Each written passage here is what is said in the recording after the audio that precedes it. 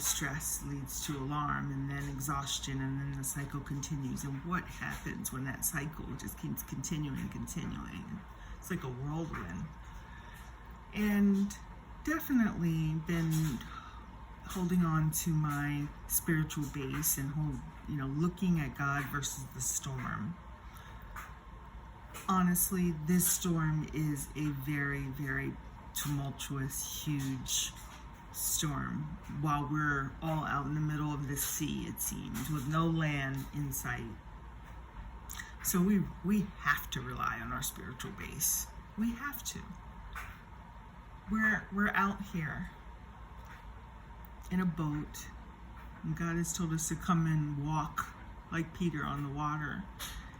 And the moment he started looking down and looking around at the circumstances, he started sinking. And the message there is always just keep your eyes right on him. Keep your eyes on him. No matter what's going on, do not get distracted. Do not get discouraged. Be aware of what's going on, because awareness right now is key.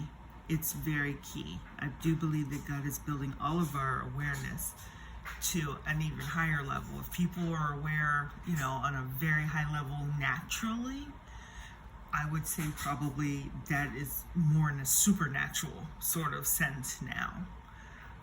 You have to be aware of your surroundings.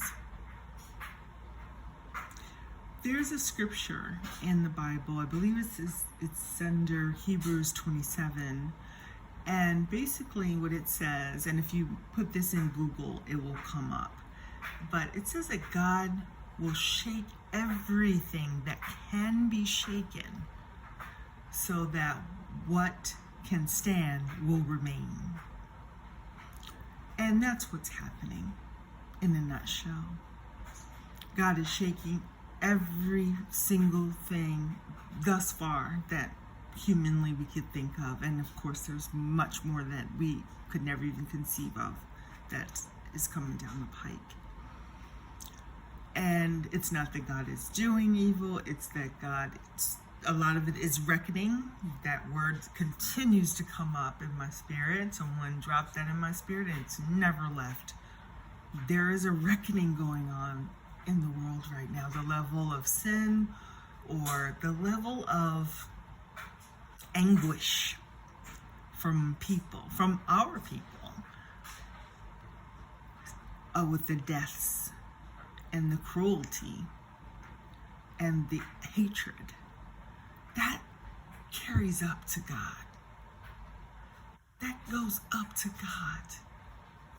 And he hears it. He hears the anguish of his people. And the levels of which personally I've not ever seen. It doesn't mean that it's not existed in this world, of course.